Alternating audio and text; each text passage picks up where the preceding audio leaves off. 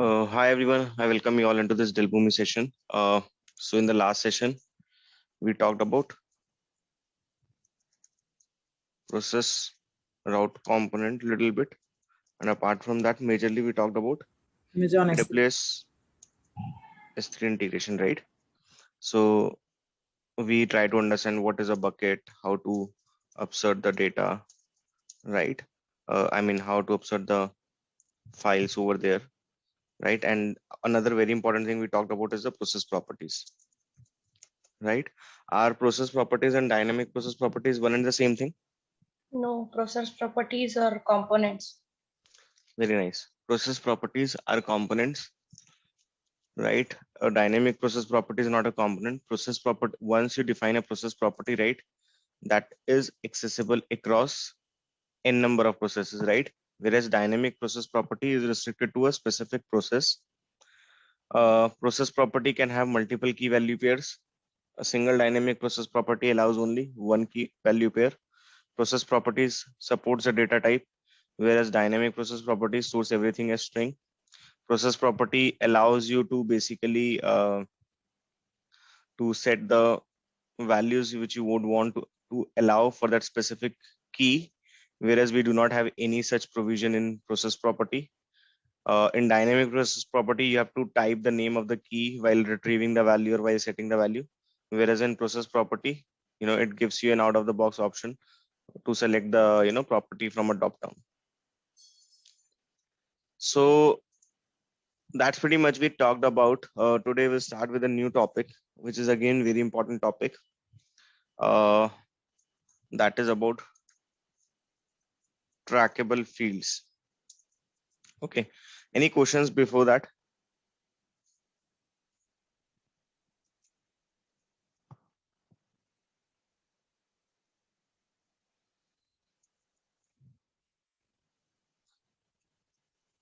Okay, we'll talk about trackable fields. Also, we'll talk about exception shape today, right? So that will help us to complete one more shape.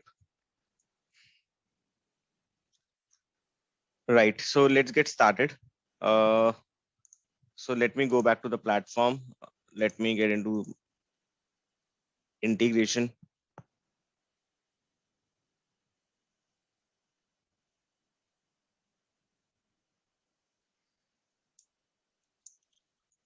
Right. Let me close it.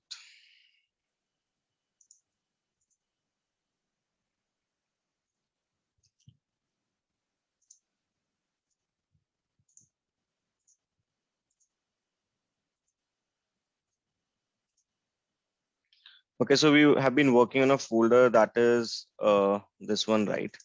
2021 batch. There were processes and all. So we'll start with a new process or a new component, right? And that process is first, let's start with exception shape explanation. Okay, it's pretty easy shape to understand. It, it is used frequently in the real time. So let's understand how does it work.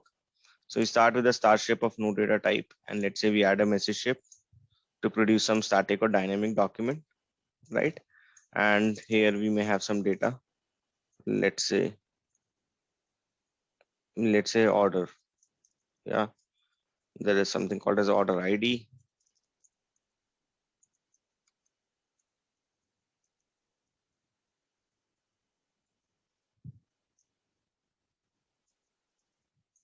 Yep, there's order ID. Then let's say there is some amount.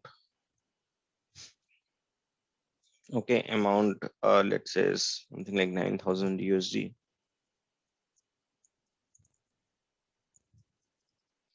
And then you have an order. So like this, you can have multiple elements. I'm just restricting ourselves to two elements for now, right?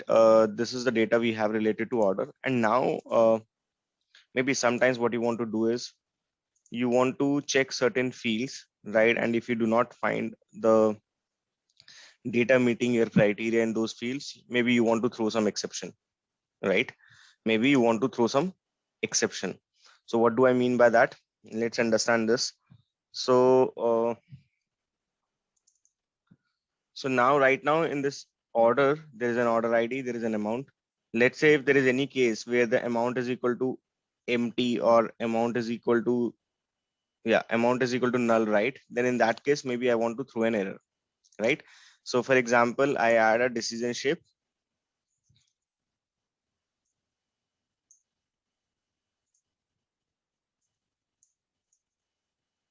So here I need to select a profile element, and this is gonna be XML profile,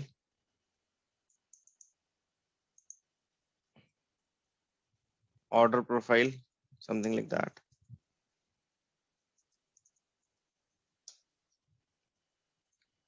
So you can import it, or else you can create manually also. Okay.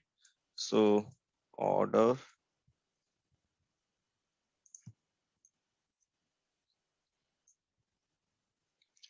ID and amount. Yeah, we have order ID, amount, save and close. What is the element we need to take? Amount. If the amount is not equal to null, how do we check? Just we keep static, and here you don't need to give anything. That's all. If it is not equal to null, then the control should go to true, else the control should go to false. So let us check it out first. Decision shape. Oh, sorry, I'll add a stop shape.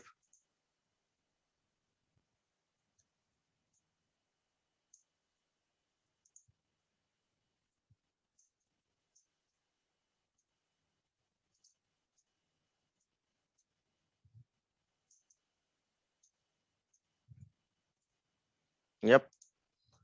So we'll try to test out this data first.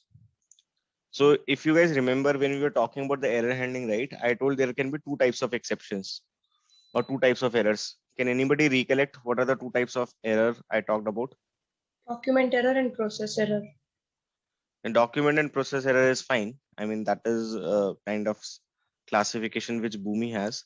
But on a generic front, right, regardless of any integration platform you're working on, still there can be two types of error. One is business errors and another is technical errors. Okay. Technical errors means, let's say something, some mapping is failing, right? Uh, or some kind of connection is failing, right? You wrote the wrong script. So those all are technical errors, right? There might be some business errors which may not be an error for from Boomi standpoint, but from your business standpoint, there is an error. So for example, if you're getting a null amount, right? Then Boomi is not considering that as an error, but for you that is an error because your business does not allow you to process any order which has an amount equal to null, right? Or which has an amount in negative. So that is an error for you or for your business use case, but it may not be an error for the Boomi, right? So technical errors are the ones where you have done something wrong, either syntactically, programmatically, right? You have not configured the component in the right way. You have given the wrong connection details. Those all are technical errors, right? But business errors typically would be the ones wherein from Boomi standpoint, it's absolutely fine to have that, but your business use case does not allow that. From your business use case, that doesn't seem to be correct, right? So what I'm trying to say is technical errors are explicitly raised by Boomi. Okay, so now, for example, you give the wrong connection details of the database. So do you need to raise that error or Boomi explicitly throws an error? Bhumi will throw the error. Boomi will throw the error, right? Now, if the amount is not equal to null, or if sorry, if the amount is equal to null, in that case, will Boomi throw an error? No, we have to throw. So we don't get error from the Boomi, right? Or let me give you another example. Let's say you get some customer ID from the source, and if you do not get that customer ID, let's say in your database, you want to throw an error that this customer ID is not available in the system. So that is not an error from Boomi standpoint, right? But that can be a potential error for your business use case. And whenever you have these scenarios, right, which basically may be a potential error for business, then in that case, you have to throw the error explicitly, right? And the way you have to throw the error has to be more or less same to the way Boomi throws it. Now think about the error when it is thrown by Boomi. Okay, so when Boomi throws an error, do you get some error details? For example, the username password is incorrect, authentication failed, something like that. Yes. Yes. Yes. Yes. No, the source data does not match the profile format. You might have seen this kind of errors very, very frequently, right? So Yes. those errors are thrown by Boomi, right? So it means Boomi, before throwing an error, is populating an error message also, right? And that is the error message which is going to help the end user or the developer to understand what is going wrong, isn't it? So the point I'm trying to convey is whenever we throw an error, right? Typically, see, once you throw an error, you do not have a control over it, right? The control will go out of your reach. I mean, the moment you throw an error, and it's not about throwing an error, you throw anything. So you have a ball in your hand. So once you throw it in the air, do you have a control over it? No, right? So once you throw any exception or you throw any error, you do not have a control over it.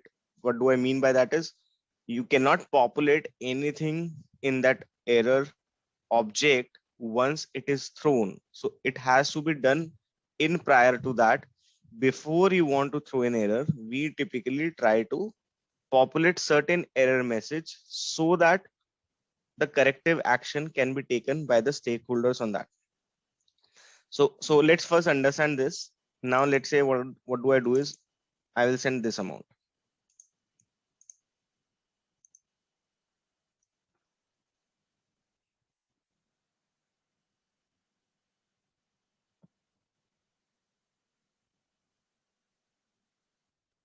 Okay, so the control is going to the false branch, right? So now see, one thing is like the business requirement is if amount is null, just bypass that document. So in that case, you can just put a stop shape. So when you just bypass, you just whenever you want to just bypass certain document, you do not want any action to be taken. In that case, having a stop shape is absolutely fine, right? So just understand this, what we are doing. We have a message shape where we have order data, we have got order ID, we have got amount, and here I have written a condition. If the decision, I have added a decision shape, and within decision shape we have added a condition that if the amount is not equal to null, go to true, else go to false. Right now we have got a scenario where it is null, it is going to false. So we have to ask business, right? Whenever amount is null, what do you want us to do? So they tell you that don't take any action, just bypass it. That should be fine with us. So in that case, what you're going to do, you just going to put a false shape. That's all. Another business requirement might be wherein they say you, boss, whenever you have such kind of scenario wherein you have an order ID which does not have any amount, then in that case, we want you to throw an error. We want you to error out that instance. We want you to error out that instance, notify us, and do all the actions which you to typically do in the error handling, right? So where you will have typically your error handling? Somewhere here, right? Isn't it?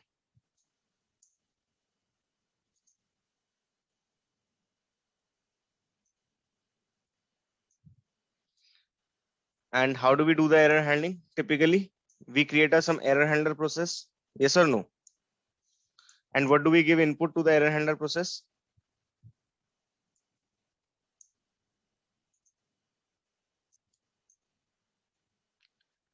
Guys, I hope you all are not sleeping it and it is only me who is talking.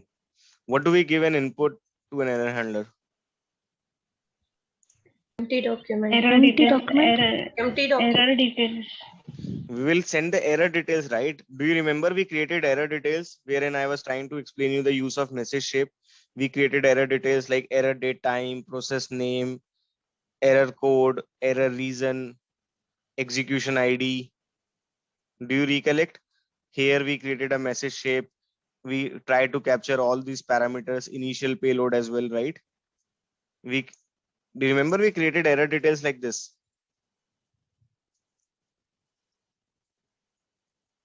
Guys, do you remember, or everything is kind of flushed out of your Yes. memory? No. No.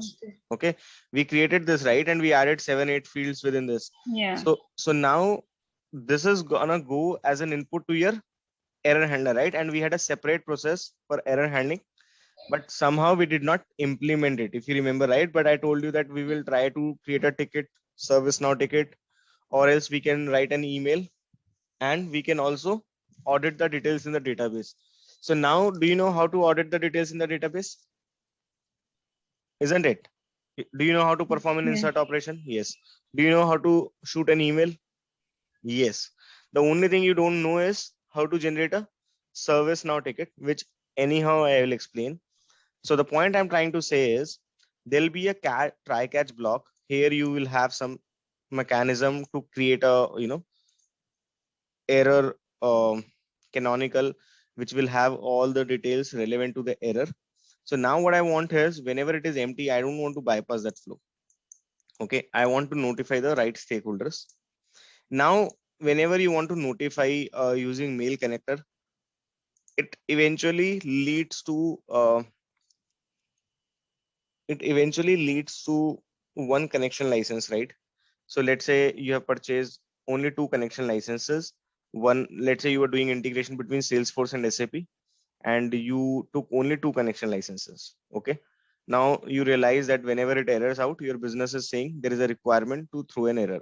Okay. And while throwing an error, you want to generate an alert that kind of notifies the stakeholders via email. Okay. Listen this carefully. It is very, very important to understand from the real time standpoint. Very, very frequently used in real time, whatever I'm explaining over here. So now you had only 2 connection licenses, which you kind of consumed for Salesforce and SAP, but you want to generate an alert that should go to the stakeholders via email. How can you do that? So far, we know we can use mail connector, right? Isn't it? So far, what do you know? We can use mail connector, but if you remember, I told you that notify shape is not only used for logging, it is used for some other purposes also. So maybe what I can do is here, I can add my notification. You will see these kind of things very, very frequently used in real time. You may not understand why it is happening. So, and I'll explain you how it is going to work. Okay. So now we add a catch. This all is there. So in the false branch, now when you want to throw the exception, there is a shape called as exception shape. So exception shape is used when you want to throw the exception explicitly, right? Whenever you want to throw an exception explicitly, then you have to throw an then you have to use an exception shape, right? So whenever technical error happens, do you need to use an exception shape? No. No, right? Because who is having the responsibility to throw the error in that case? Boomi. Boomi, right? So whenever you have certain business use cases which demands you to validate certain conditions and then decide that it results into some erring scenario or a success scenario, based on that you decide that you may have to throw an exception, and that is where you need a exception shape. Is it right? So now what we are going to do over here is we get into the exception shape. So what does it say? The exception shape provides you the ability to terminate the data flow down a path and define custom error messages. So once the control goes to the exception shape, do you see any branch coming out of the exception shape? No, right? That means it terminates the flow of execution in that respective branch, right? Exception shapes are often used when document data fails to meet certain conditions of a root or decision shape and should not be processed further. That's what I'm saying, right? So now here, so let's say I want to define some message. Okay, amount order amount is null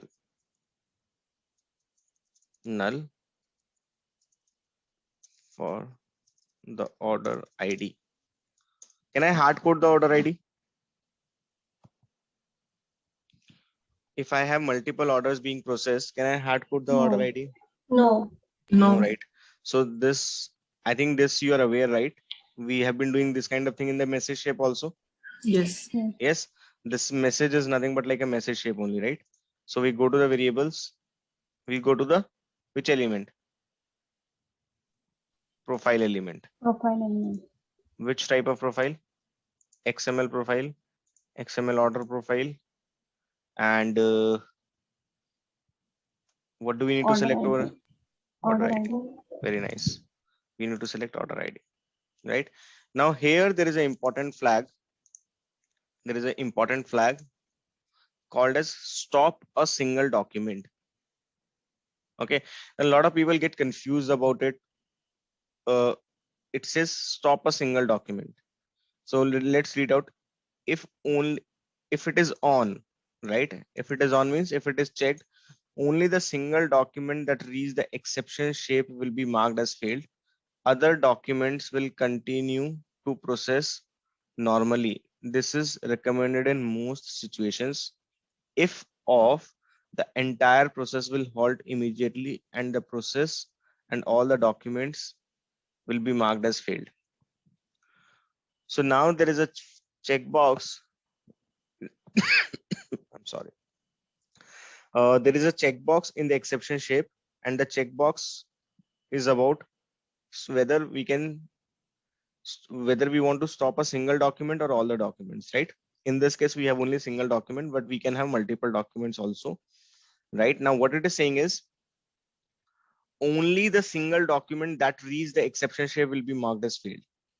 Okay. If it is on, if this property is on, then the document which reached this particular exception shape will be marked as failed, but other documents might still continue processing. Okay, so what does it mean? Actually, this is kind of really confusing statement, and I mean I find it really confusing because it is not exactly what it is written over here. Okay, so let's say we have a branch 1 and we have a branch 2. Okay, understand this carefully. Okay, this is very important to understand. Just do not try to mug up anything. Okay, try to understand everything with an example. Save all the stuff and arrange. Okay, there was no reason why we needed a branch shape, right? The only reason why I've added a branch shape is because let's understand what this statement is saying. This is saying, let's read it out one more time. If it is on, only the single document that reads the exception shape will be marked as failed. Other documents will continue to process normally. This is recommended in most situations. If off, then the entire process will come to hold. Right now, I have checked this flag. Okay, right now I have checked this flag, which means the document which is reaching over here should be only marked as failed. Yes or no? Yes. But other branches should continue executing, right? Let's say we start with a branch shape. Here one document will come in. First of all, the branch 1 will get executed, then branch 2 will get executed, right? And one document which is marked as failed, one document, I'll repeat, one document which is marked as failed should only stop that one, right? But this should continue, isn't it? Yes. Let's try to test it out.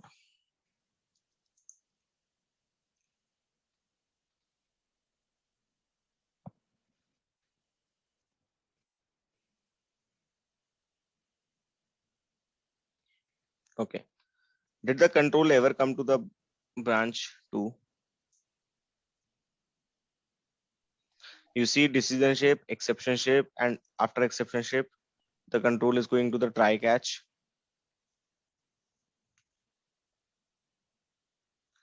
Does it ever come to the branch 2?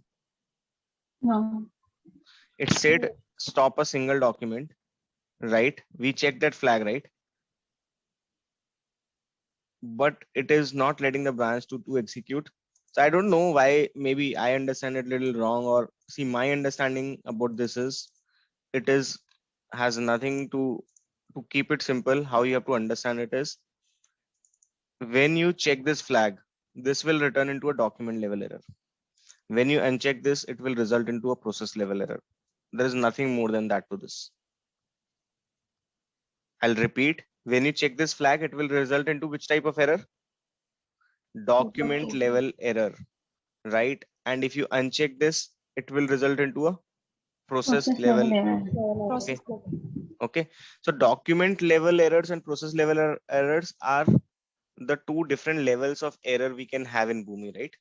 Actually, the types of errors are technical errors, business errors, and there are two different levels. One is document level and another is process level. Document level means there is something wrong with the document which is being processed in that specific branch, right? Whereas process level error means something at the whole process level went wrong. So what do we typically do sometimes in real time is, I'll explain you. So first let's understand whether this flag is working as I'm explaining. So I will say stop a single document. Now this is checked. So which kind of error should it result into? Document level errors or process level error? document level. Document level. So I'll go here, and here what is the by default selection? Document, right? Yes. I'll just run it one time. I think we already ran it with the same configuration, but okay, that's fine. Let's run it one more time.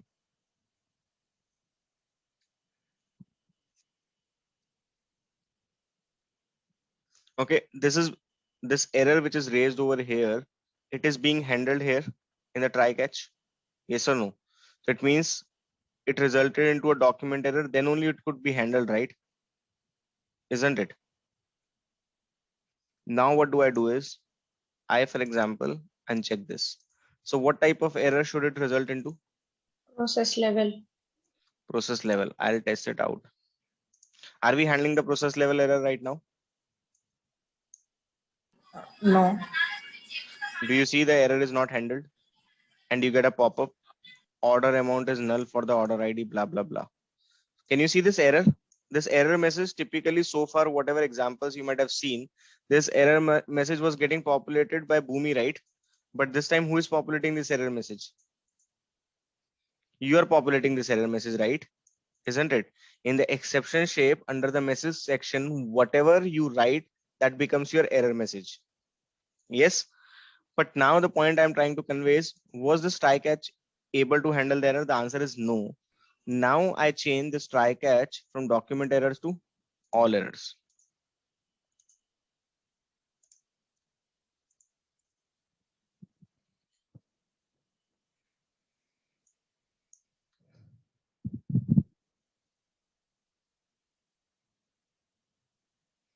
Is your try catch capable of handling the error now? Yes. Yes. So what does it mean? It only means that, this exception shape has got a configuration, whether you want to check a stop a single document or process level error, that is kind of controlled by this flag. Nothing more than that. But what we typically do, I'll explain you. So maybe we will do process level error handling over here like this. And we may have, if let's say you have a business requirement that even if something is failing over here, right? Understand this. If something is failing over here, still your branch 2 should continue. Then what should you do? You should add a nested try catch or inner try catch. Where will you add that? Over here.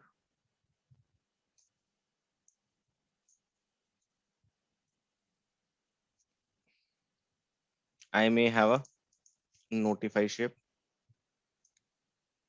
So notify shape, as the name suggests, is for notifying things to someone, right? So it can notify via logs and it can notify via alerts also. So far we have not seen alerts. I'll just add a stop shape for now. Now you see how your flow of execution will change. So now here I will just, let's say, add document error and I will keep this flag checked. That's why they are saying mostly this will be checked for this scenario, that it might result into a document level error, okay, which we will handle over here and we will let other paths to execute. So now let's check it out.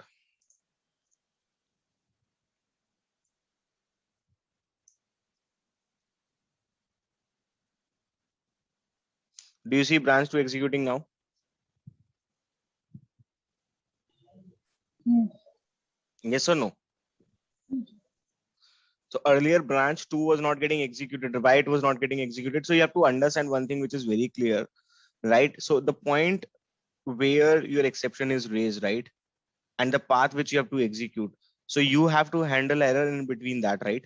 So if you are handling the error before your second path, then once the control comes over here, it will never come to branch 2 automatically over here, right? You got the error over here, you handled it in the same branch itself, then you have a scope to execute the branch 2. But if you're handling the error out of that branch itself, then the control will automatically never come to this branch 2, right? So based on your business requirement, you have to decide that whether you need a nested try catch or not, right? This try catch is helping me to ensure that, so there are two things which I can do. One thing is I can notify the user that something is wrong with this order ID. And let's say I still want to maybe archive this file, archive this data, right? Or anything else for that matter, right? Maybe for one system, having order amount is mandatory, right? But for other system, it may be an optional thing. I might still want to process it, right? So then in that case, that logic can still be there in branch 2 by this kind of mechanism. Any questions so far?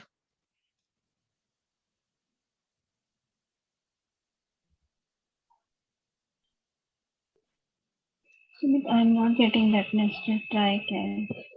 Okay, so we have two try catches now in this flow. One try catch is over here, right? For this one, this is, let's say, for to handle my process level errors. Now there is another source of error which is over here. So let's say I don't use it. So what is going to happen? The exception is thrown over here and the handling is over here. Control comes, executes, but the control will never come to the branch 2, isn't it? Because once the control went over here, we don't have any mechanism which is calling the branch 2 again, right? So what is the point I'm trying to say is, if you have a business requirement wherein if you have an exception over here and you want to basically make sure, even though there is an exception being raised, still your other paths should continue executing. Then in that case, what you can do is you can add a try catch over here. You can keep this stop a single document checked. So you will just handle which type of error over here? Document level errors only. You will use a notify shape to alert the user that, boss, there is something wrong with your ID, but still you, because of this kind of arrangement, which allows you to handle the error over here, your other branches will still continue executing. So now if you see with this kind of error handling, your error is handled over here itself in the branch where it got errored out. Since you have a notify shape, you will be able to alert the user also. How will the alert go? I will explain you. And your branch 2 will still continue executing. Yes. Now, Now nested try catch means a try catch inside a try catch. So there is a try catch. Everything is inside a try catch only, right? yes. And within the try catch, there is one more try catch. So, Sumit, basically, if we want to handle document level errors for the process, and if we have one try catch already, so then we can use nested try catch. Yes. So now, once you understand this, so if you go to the notify shape, you know, right, whatever we write over here, that will go in logs or not? Yes. Yes. So here I can check the message level to error, because this is a error scenario, right? Isn't it? So how can you get the error details? Document property, metadata base, Metadata base, Very- try catch. Okay, there is a document property, metadata, try catch message.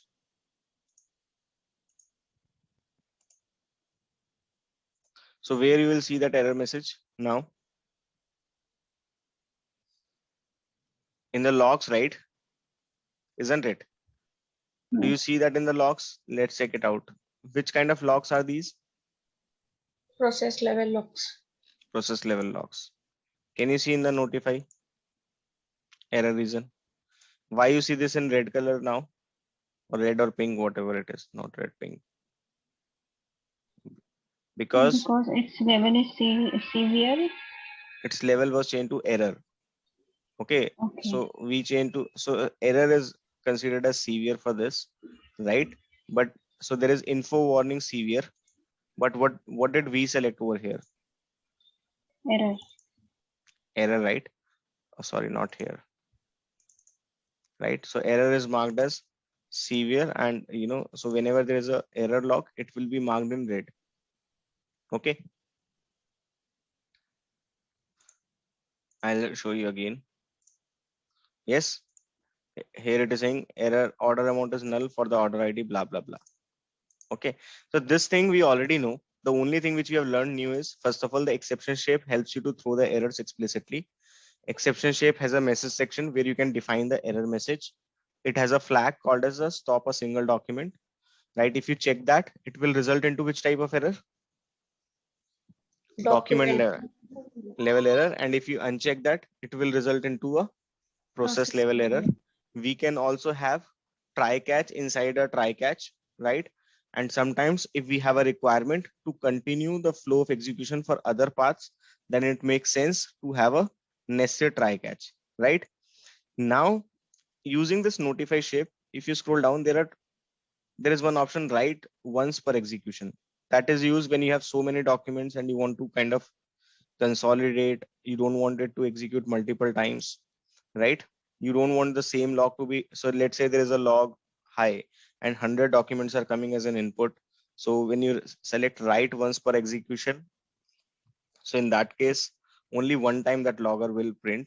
Otherwise, it might print 100 times. I think I explained you this. There are another two important properties, enable events and enable user log. So this enable user log, okay, so there is, you have seen process level log. There is something called as shape level log, right? There is actually something called as container level logs. Container level logs you can see from the backend. I think even you can get the dump of that from your platform also. So whenever your platform starts, right? I mean, sorry, not platform. Whenever your atom starts, so all the details about that, all the error details are captured inside the container logs also, right? Because whatever we execute, it is part of container, right? If you, by default, there is a container, and every execution we do is part of a container. So there is a enable user log. This is used sometimes to log. So right now, whatever you are writing over here, right? Some message. So this will get logged in the process level logs, right? So this enable user level log, this is used when you have a long running processes. When you have some long running processes, maybe let's say there is a process which takes 5 hours to execute, and you will use this enable user log to write some message so that you can look for those specific entries in your logs at the backend and see where your execution has reached. So let's say we have, there is one integration which is taking 5 hours, right? Now in that, during that 5 hours, you do n number of things with n number of documents, and you want to track after 1 hour maybe how many orders have processed, right? Or what is the order number which is currently processing? Or if you have 5 phases in the integration, let's say first you do step number A, then step number B, then step number C, and you want to see after 1 hour, right now, which step are we doing? So that enable user log will log an entry in the logs behind the scene. And using those logs, you can go and check that where are we currently there. This user log will be there as long as your process is under execution. Okay, once the process execution stops, the user log will vanish away. Okay, what I'm trying to tell you is that user log is used to capture the status of your execution from the logs. And once that execution completes, user logs gets vanished away. So there is no more user log. Then there is a property called as enable events. This is very, very important. This enable events has the tendency to generate alerts for you. Okay. Enable events has a tendency to generate alerts for you. So now what is going to happen is, so there you're generating an event, right? So Boomi has got an out of the box event listener, which is going to generate which is going to listen to all the events that are fired by the notify shape from the different accounts, right? And I think every 5 minutes or maybe 15 minutes, okay, an alert will be fired for all such events. Okay, so what I'm trying to say is, if I do like this, error reason, and let's say I write the process name also, how can I get the process name? Execution property in the Execution property, very nice. So it's not necessary that you have to write it in this format. You can write it in the same XML format also, right? Because this message section will allow you to write the data in any format. So the point I'm trying to convey is, there is a checkbox called as enable events. Okay, this enable events means you are firing one event. So Boomi has got, let's take a note over here. When we enable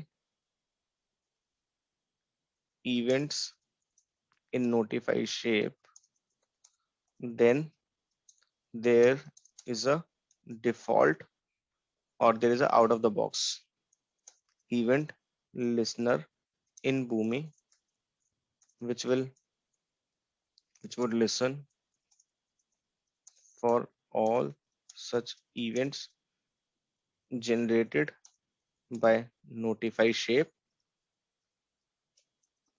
and will alert the end user, will send an alert to the end user.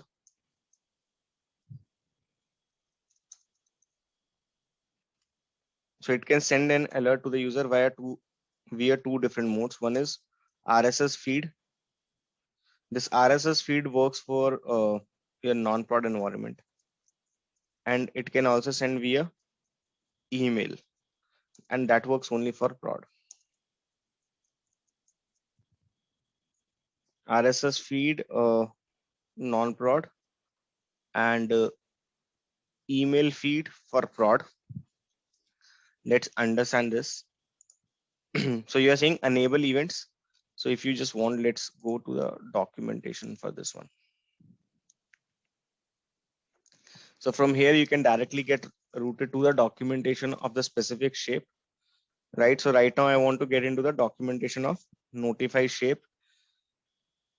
So if you're using blah, blah, blah, the data is aggregated into a single message, and that is sent to the user's email or after or RSS feed, right? So that means we can send some kind of alerts. Now, one important thing which I wanted to tell is about the time.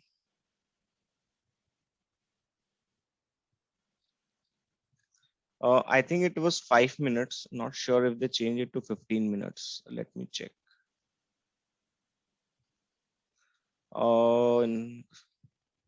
And the reason why I'm checking is there is a certification question on this, so that you don't do it wrong.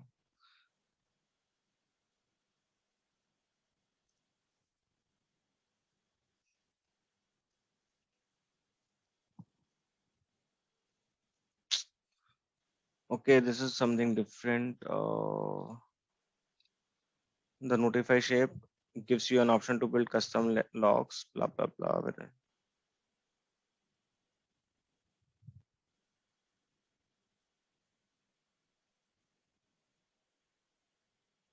Okay, here one note. I was about to tell you one note, but let's take that note. What is that note? That these alerts are not generated in the test mode. When a process runs in test mode, the notifications defined in the notify shape are not sent as an email alerts to the subscriber, right? It will only work once your process is deployed in the production environment.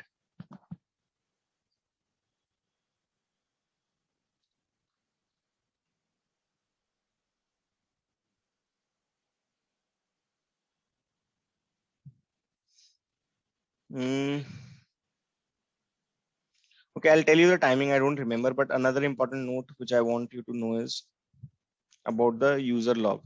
Can you see if selected, the notification is logged in the base log folder? Where is the folder? Atom installation directory, logs, process name .log. These user logs are available only on local atoms. You cannot access them when your process is running on the Atom cloud. So this user logs are only available only for the local Atom, right? So here you know the path, right, where these logs are created. Atom installation directory, process name, and these logs, right? So this is not used so frequently. Okay, this is just when you have a very long running process and you want to track where your status has reached. Let's say you have 7 steps, right? So after completion of one step, you add an entry and you say enable user logs, right? So that log will tell you where your process has reached so far. So this I will tell you. I remember this used to execute every 5 minutes, but recently I think they changed it to 15 minutes. Okay, so either it is 5 minutes or 15 minutes. We'll check on that. But the point is here you have to enable this flag, enable events. Okay, and this is not only one thing you have to do. There is one more step. You have to go to your account information and setup. There is something called as email alerts, and you have to add the email alert over here. So for this account, information level alerts, warning level alerts, or error level alerts. Okay, which type of alerts you want and for which event types. Atom status, process execution, user notification. So now understand this carefully. Boomi out of the box has an alerting framework.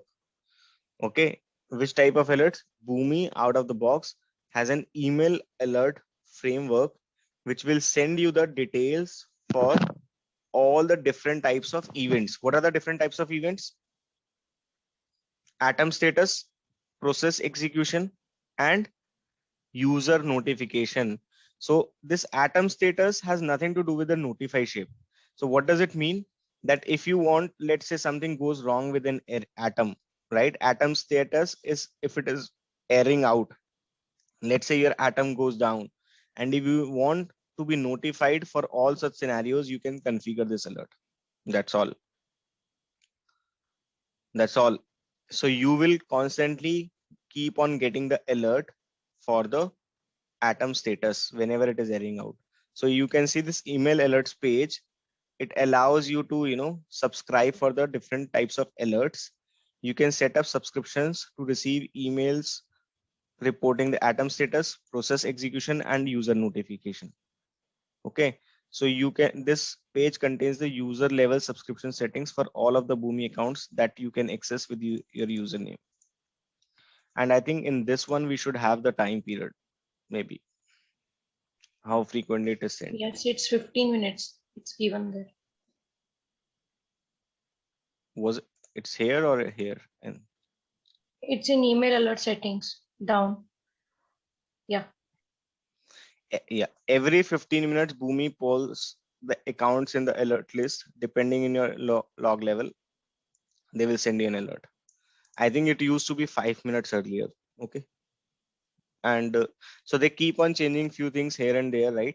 So and that's what I remembered, that they recently changed it to 15 minutes interval. Yes. So the only downside of this kind of alerting mechanism is that you will not get notified immediately, but you will get notified after 15 minutes, right? at most 15 minutes, it may be less also. So they will have some kind of scheduler, right, which is running every 15 minutes.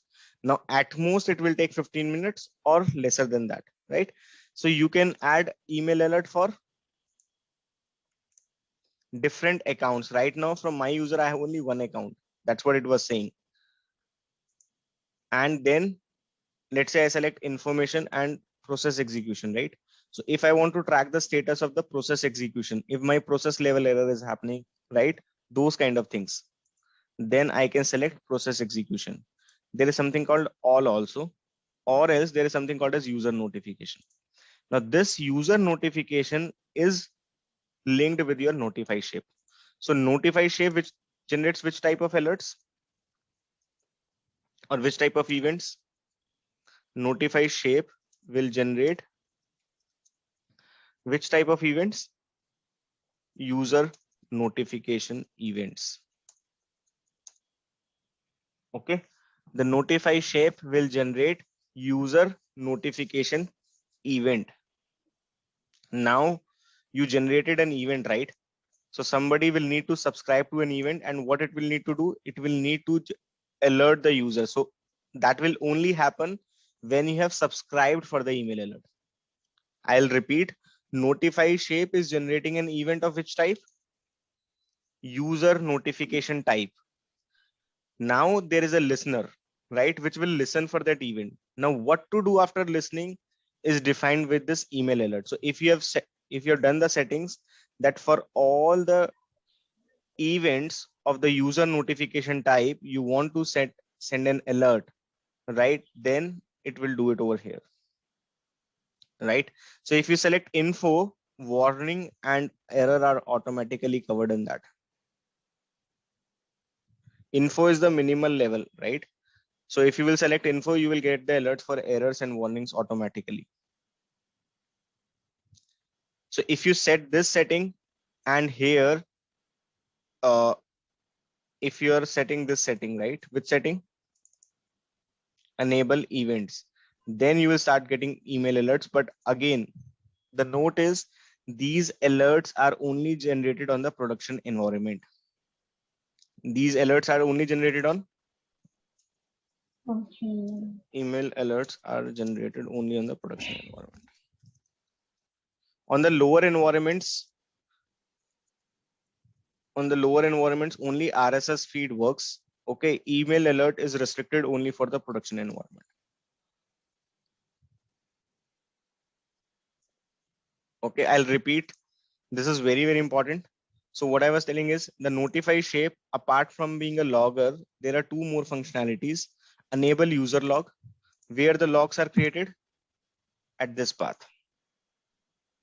And when this enable user log functionality is important, when you have a too long running process and you want to track where is the current status of your process, then you can enable the user log, right? And it will show you an entry that whatever you will log over here, right, that entry you will see in those logs. And typically it is used to basically know where are we currently with the execution, right? That is where it is helpful. Another important property which is used very, very frequently, that whenever your error happens, right, and if you do not have a mail connector to use, right, which is again, if you use one connection for the mail connector, it will cost you something, right? So Boomi realizes that it is a very common functionality. And in case you do not want to use mail connector to send the alert via an email, you can use this mechanism called as enable events. This will generate an event of which type? User notification. Very nice. User notification type of event. So what are the different events type? We have atom status, Atom status, process execution, and user notification. user notification. And atom status, process execution, these are not controlled by the notify shape. Okay, these are out of the box. The only one which is generated by the notify shape is this one.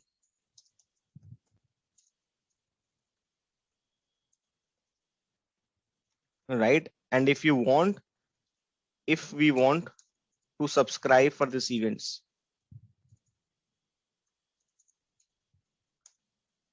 how can we do it? If we want to subscribe for these events and generate email alerts, okay, I will not write subscribe. If we want to generate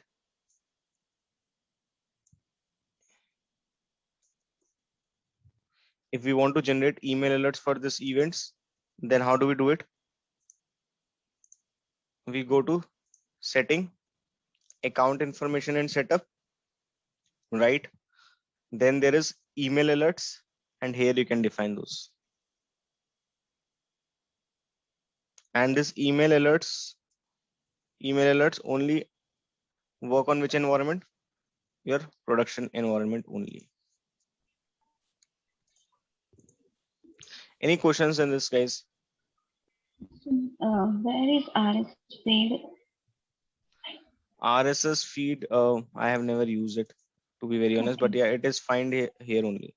Here there is subscriptions, change my subscription, RSS alert only feed. So I think you have to select any. I have never used this RSS feed, to be very honest.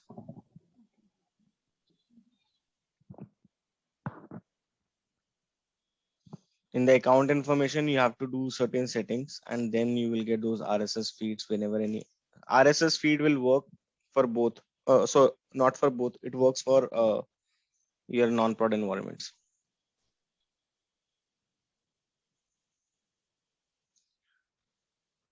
Okay. Any questions, guys, so far? So whenever you want to throw in business exception, which shape do you need to make use of? Exception shape. Does exception shape allow you to control whether the thrown error is a document error or a process level error? Yes. It does, right? And which is that property that allows you to do that? Stop this simple document. Stop a single document check. Very nice. Does notify shape allows you to generate alerts via an email? Yes. Yes. Which is the flag you need to check for that? Enable email. Enable events. Okay. Which type of events are generated by notify shape? User notification. Notification. What are the other event types apart from the user notification? Atom Item status and status process and execution. process property. Atom status and process execution, right? And where do you need to configure the email alerts for these notifications? Settings, account information, User and settings, account Settings, information, account information email setups, email email alerts. alerts. So here you can generate email alerts for all these types of events, right? Yeah, I think this is a very, very important thing to know, right? I think I cannot start this trackable field now because it is a lengthier topic. It will take 20-25 minutes. So we'll end it up today over here. We'll continue with trackable fields. I will show you trackable fields and maybe ServiceNow integration tomorrow. I had a small question. Yeah, you're saying something? Yeah, my question was from when you were talking about the business and technical errors. Mhm. Are business errors the same as functional errors? Yes. Okay. That's correct. So guys, we'll just put a pin on this now and let's catch up tomorrow. Tomorrow we'll cover trackable field and ServiceNow integration, and we'll deploy this process and we'll see this alerts also coming up over an email. All right. So we'll just wind it up now. Thank you, everyone. Thank you.